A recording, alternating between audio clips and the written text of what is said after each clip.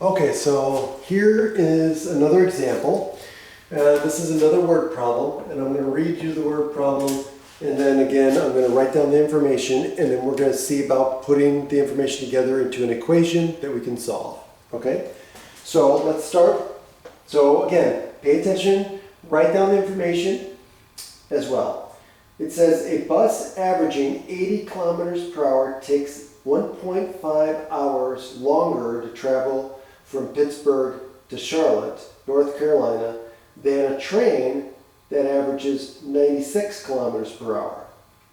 Okay, so it says a bus, right? Okay, so let's do this. So we have a bus, and we have a train. And, okay, so now we have a distance from Pittsburgh to Charlotte, North Carolina.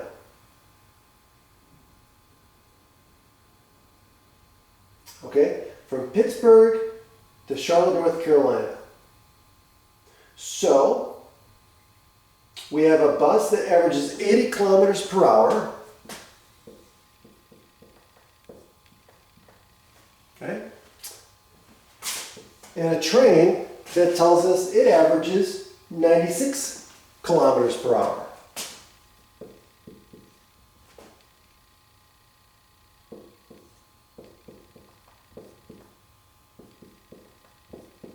Okay, so that they give us that. Now, what do they say about the rates? Or excuse me, not the rates, but the time. Now, it says the bus takes an hour and a half longer than the train. But we don't know what the rates are. So, this is, let's say, this is, or excuse me, not the rates, I mean time. So, let's say this is the rate of the bus, we'll call it RB, and this is the rate of the train, we'll call it RT. Now, we don't know the specific times that it takes, but we do know it takes the bus an hour and a half longer, right, than the train. So it takes the bus an hour and a half longer to train than the train to travel the same distance. So the time of the bus, right, we could say it's equal to the time of the train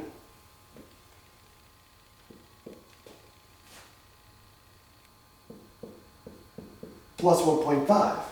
And then, of course, we don't know the time of the train, right? So here's the relationship. So this is what I wrote down. So it says that the bus took an hour and a half longer than the train. We don't know the time of either one.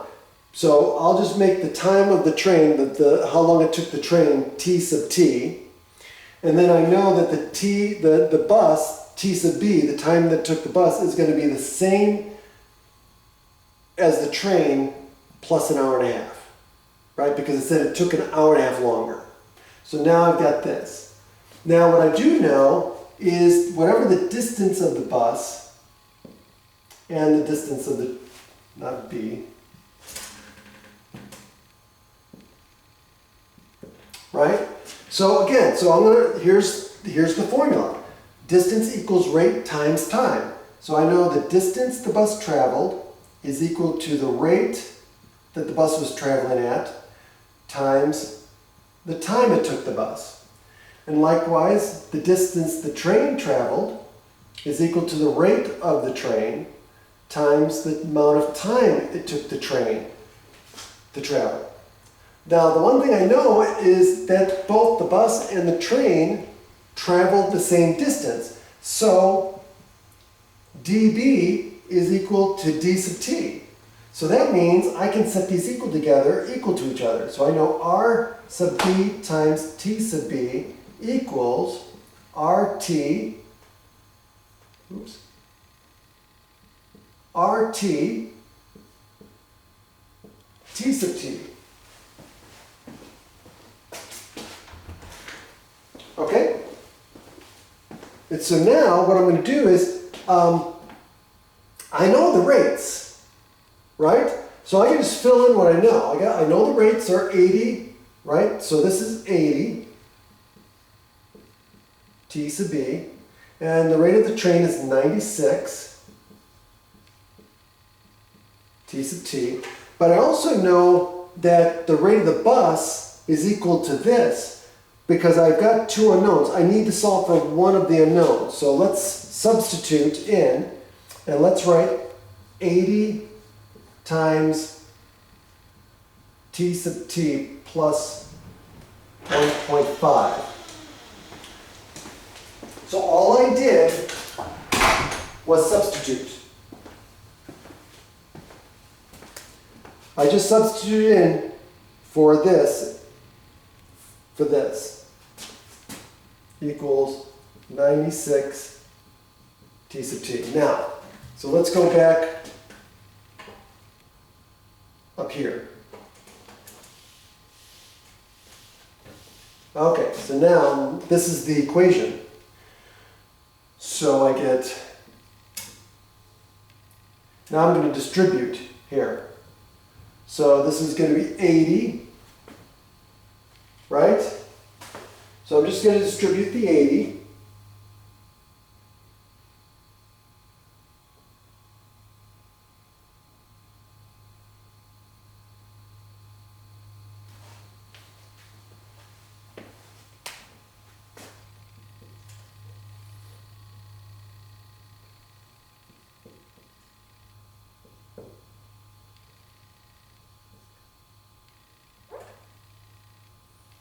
So it'd be 80 times 1.5,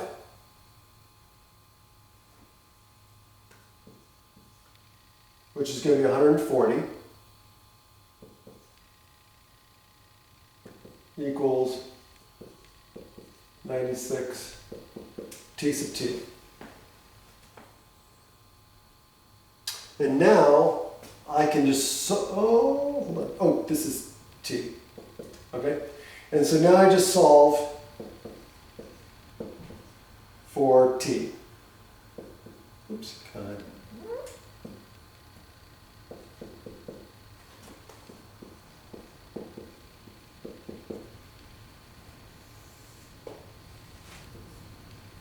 And so I get 120 equals 16 T sub T, and if I divide by 16, I get the time that it took the train is approximately what?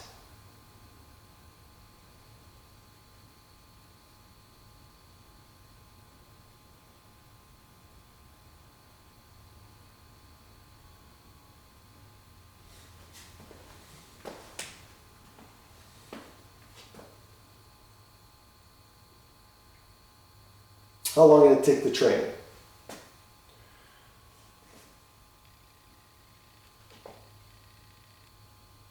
So this is going to be 60 over 8, which is equal to 30 over 4, which is equal to 15 over 2. So it takes 7.5 hours. Now, what's the distance from Pittsburgh to Charlotte? Because that's what they want to know, right? So it says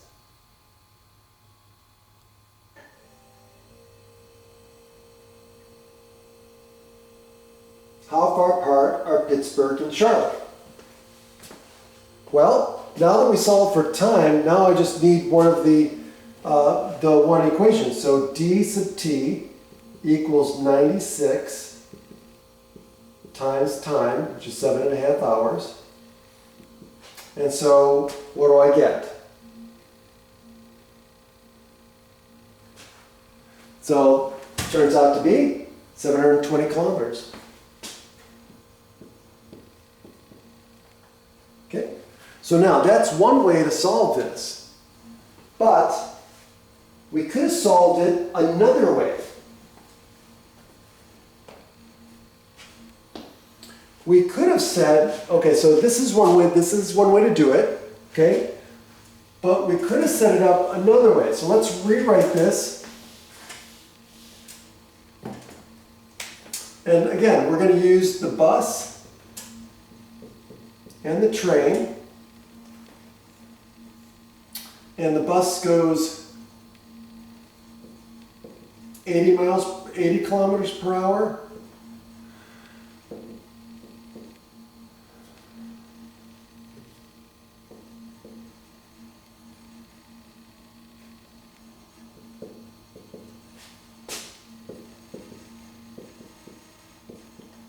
And the train goes 96 kilometers per hour. And we know that the time of the bus,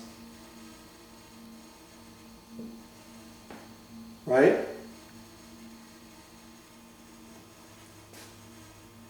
is equal to the time of the train plus 1.5 hours. And so we don't know the time of the train, so we're just going to make that t sub t, right? We don't know the times. And the distance of the train, but we do know that they're equal. Oops, distance of the bus. Okay, so now, how can we relate these two?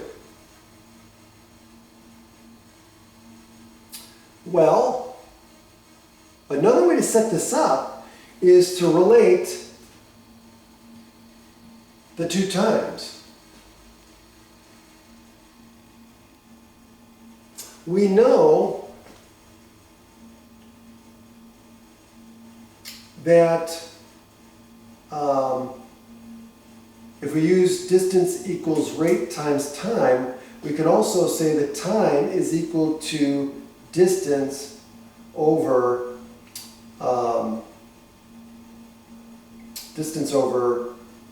rate, right? So we could say time is equal to distance over rate. And so how does that help us? Well, we can use the fact that the distances are the same. So, oops, this is train. But since the distances are the same, let's just make it d, right? Because it's the same distance. So in this case, we could say that we could use the time, this equation, right? And we could say, okay, well, we could say that the time of the bus minus the time of the train equals 1.5. So we could set up this equation. And then we could use the fact that t equals distance over rate, and we can write this as distance over the rate of the bus minus the same distance over the rate of the train equals 1.5. Now the good thing about this is that it bypasses, you have to deal with time. It takes time out of it. Because now all you have is distance and rate. We know the rates and we have to solve for distance anyway. So this becomes the equation to solve, and you don't have to go through as many steps. But the thing is you're dealing with fractions, but we now know how to deal with those fractions. So let's solve this one. Okay, so now we know the rate of the bus, so it's going to be d over 80 minus d over 96 equals 1.5. So now if I multiply by the least common divisor, right? So what's the least common divisor? Well, 80 is what? That's going to be 2 cubed times, 2 to the 4th times 5. Okay? This is going to be what? It's going to be 2 squared, 2 cubed, right? Because 96 becomes 48, 24, 12, 6, and 3. So we've got what?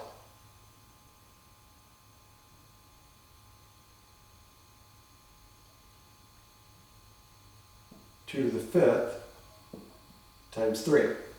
Okay? So there's the prime factorization of this. So if you're not sure, just do 2 to the 5th is 32, and 32 times 3 is 96. Same thing here. This is going to give you 16, and 5 times 16, so 2 times 16 is 32, which is 64, plus another 16 is 80. Okay, so now, what's the LCD? It's going to be 2 to the 5th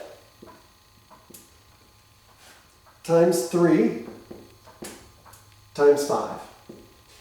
Okay, and so what do we get when we multiply through?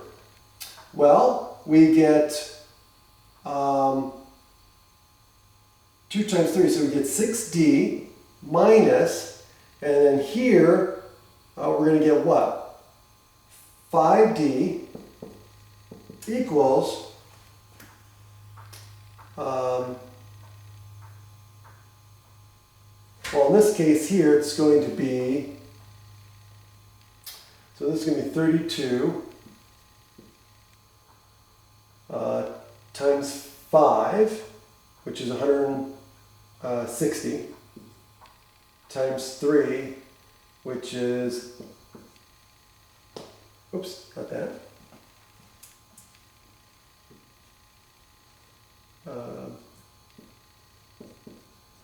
480.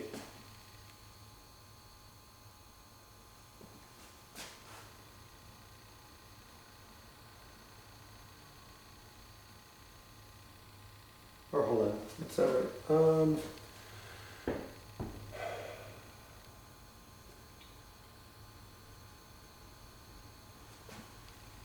Yeah, that's right.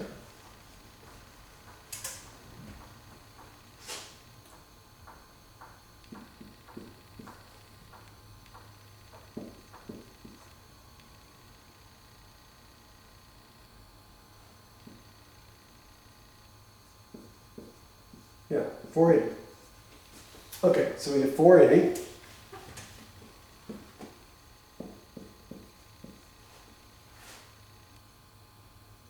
And so if we take these, we get minus, we get D equals, no, that's not right. Where did I mess up?